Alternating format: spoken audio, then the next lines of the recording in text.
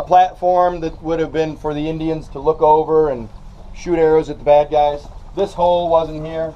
Some of the posts have come down. So this recreation needs a little bit of work, right? But it's kind of interesting that it's falling apart, because that's why the Indians had to rebuild the wall 3 or 4 times, right? Because this is a modern construction. It was maybe put up in the 1970s or 80s, and look, it's already kind of falling apart. Now you could repair it maybe, or as the Indians decided, you could just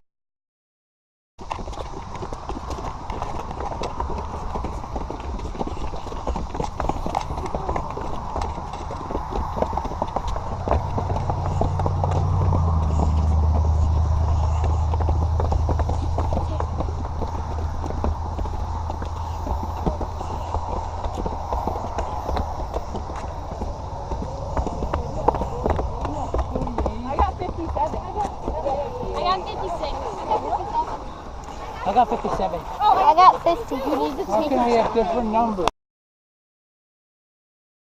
I don't have a pencil.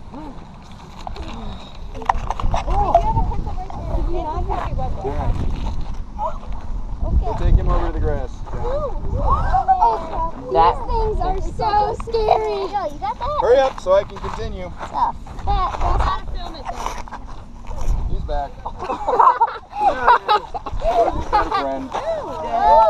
Hey guys, we're going to be up here till like 4 o'clock if we can't get our minds on what we're talking about. Grasshoppers are part of God's creation. Are we ready? Yep. This is really cool what I'm about to explain, and it's going to take me a long time based on the attention I'm getting. St. Louis, long ago, when people first got to where St. Louis is, when the fur trappers first built that trading post in 1764, long before there was a city, long before there was a Cardinal team, they called it Mound City. They called it Mound City, Luke. Did a bug just take control of you? It's called Guys, come on, should we be okay with letting bugs control everything about us? Yeah, let's go. Okay. If I was the bug, I'd think, boy, I have these kids in the palm of my hand. They called it Mound City because there were 26 mounds in the downtown area. Nothing as big as here. Nothing even as big as the Twin Mounds. But they had some pretty good sized mounds in downtown St. Louis. 26 of them was enough to call that place Mound City. Then they built the city and the buildings and the streets and the parking lots, and guess what happened? The mounds got destroyed. All those mounds except for one were destroyed. There's still one mound remaining in St. Louis. We might go see that on another field trip later in the year. But this is the coolest part of the story. Look around you right here. Does this look like a great big city today? No. It's grass and hills and trees and a museum and students and stuff like that. This is not a great big city. Is that a great big city? Yes. About 300,000 residents in St. Louis. Now listen please. 1,000 years ago, this was the big city. That was the suburb. Understand? 120 mounds here, 26 over there. Today we're in Collinsville. Collinsville is considered a suburb of St. Louis. If you live in Collinsville and you go to Europe or something and you talk to a French person and they say, "Where are you from?" Are you going to say, "I'm from Collinsville"? No, you're going to say, "I'm from the St. Louis area." So today, this is the suburb. That's the big city. 1,000 years ago, this was the big city. That was the suburb. People, Let me ask you this question.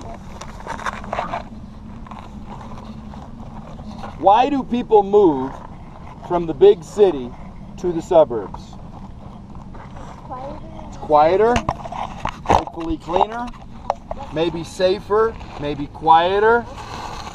Do you think that when this city got huge, I'm talking Cahokia, that some people went across the river to live in a place where there was only 26 mounds, a little quieter, a little safer, a little less hustle and bustle? maybe a little closer to the supply of wood, water too. That's about 8 miles away.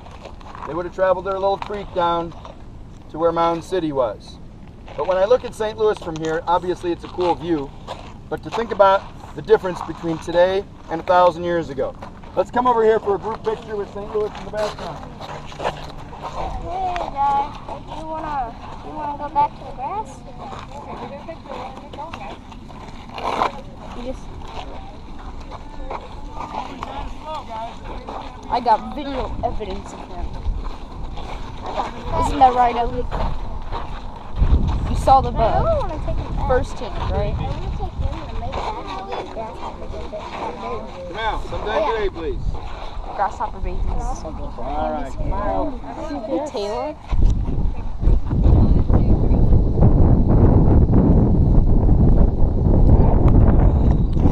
Because Couple more things real quick grasshoppers, before we leave this spot. crickets, maybe even grasshoppers will eat almost anything. Second pair, Including meat.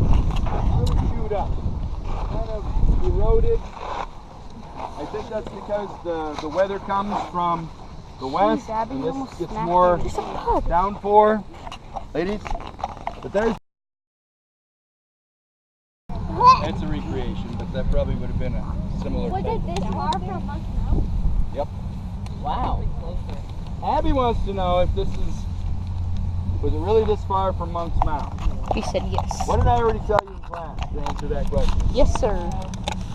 All the things I've got, all the like no fighting exactly where. The archaeologists, who if you're not impressed by him yet, I don't know where you've been. They didn't just say, we think the Indians had something like this. They found evidence. Everybody look over here. See this construction site? They were building that construction site. And Something. they weren't archaeologists, they were construction dudes. And they found these curious little discolorations of soil. I need your attention so we can get moving. And they were perfectly round, like a tree trunk, right? And then they found another one, and another one, and another one. And when they charted them, they made a Circle. complete circle. So even though these dudes weren't archaeologists, what did they know about those little spots? That was, A tree. it wasn't natural. It had to be man-made. So then they called the State Historic Site. They didn't even know this was here for a lot of years. And they started to dig and dig and dig, and they found all the post holes.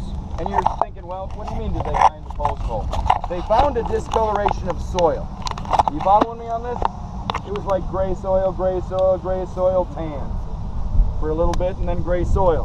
And then you dig around it, and that little tan section's a circle, right? And so they knew there was a post hole there. And they can usually estimate the size of the post based on how big the hole is. Now this will really blow your mind. They need to repaint these, but do you see these were once painted red? You can kind of barely see the red. Yeah. These posts used to be all painted red by the modern historic site people, right? Did they paint them red just because they thought they looked cool? They knew that the Indians 1,000 years ago painted them red. Now, if you're wondering, hey, that's got to be a guess, Mr. Sterling. No, in those little discolorations of soil, they found traces of red ochre, which is what prehistoric Native Americans used as red paint. Not only do the archaeologists know that there was a post exactly right there, they know what color it was. Isn't that bizarre? That they can figure all that out. Well, once they reconstructed this wood henge and started looking at the sunrise. Now, I don't know if I'm going to come back, but you can probably talk your parents into coming back here to see the sunrise on the autumnal equinox, which is coming up. They always have an observance here on the Sunday closest to the equinox. I've been here, and there's probably 70 or 80 or 100 people here more normally, and there's usually somebody from the museum to give a talk. I want you to get as close to this center post as you can right now, or at least get in line with it. You're not climbing on top of everybody. You could probably be standing right here, and you still get the same effect. or you could be standing where Cozy is, and she still gets the same effect. Now look to the east. John's not looking to the east. Do you see the double striped post? Yes. Yeah. That's where the sunrise will line up on the equinox. Exactly. I've been here. I've seen it. It's pretty dramatic. That the sun rises right out of Monk's Mound, in line with that double striped post. The Indians would be waiting for that day too. Now, see the single striped post to the left? Yeah. Summer solstice. Single striped post to the right? Winter solstice. Who remembers, we saw this in a video, what also was over by that solstice post? A A pit. pit. Fire pit. A fire pit. Because the Indians, and this is going to seem like they are kind of dopey, but think about life. I let you guys bring water out here to stay cool, not to dump on each other. These Indians were probably kind of superstitious, right? And they kind of knew how nature worked, but not exactly. So the Indians would come out here year after year and watch the sunrise dance between the summer solstice and the winter solstice. It would always rise between those two posts, right? Okay. Toward the south in the winter, towards the north in the summer, equinox in the spring and the fall, right? Well, the day it rose on the winter solstice post, probably snow on the ground, right? Their crops were being eaten up. Their stores of corn were starting to dwindle. What did those Indians need to have happen? The sun come back. They needed the sun to do its dance back to planting season, right? And because they were a little superstitious and a little primitive in their thinking, were they absolutely sure that the sun would return? It always did, and some of the wiser Indians probably thought, I don't know why you people are freaking out. I've been alive 40 years and it comes back every year. Come on, relax. But some of the other people prayed and built that bonfire and had a huge celebration begging the sun to return, and it always would. Not because they were begging either, right? But can you understand their religious significance to this thing? Before we go back to the bus, I want you to park yourself with your back to this post and just look to the east and imagine where that sunrise would be on the equinox. And you can come see that every year. Twice a year it happens. On December 21st, the sun will rise over there. December 21st, if you were kind of come out and get your feet in the snow, you'd see the sunrise there. Everybody understand what this whole Woodhenge thing was about? Yes. How deep does this post go? Well, it's been here about 30 years, so I bet it goes down pretty far. Remember how I told you the sun piece would climb this and sit on top? Yeah. Not just to show how acrobatic he was, but he wanted to see the sunrise before the people down here. And if he wants to see the sunrise first, what's he got to do? Get up high. Wait, I think He would see the sunrise before the people down here would, but who would see the sunrise long before him? The chief. The chief, who was up on top of Monk's Mound. Do you think Monk's Mound was built tall so the chief would see the sunrise first? Yeah. I bet you. That being elevated above everything else was kind of important because the sun was up high and the sky was up high, and you know there's that expression, you want to elevate yourself over other people. You don't want to do that, but the chief certainly would do that. Any other questions?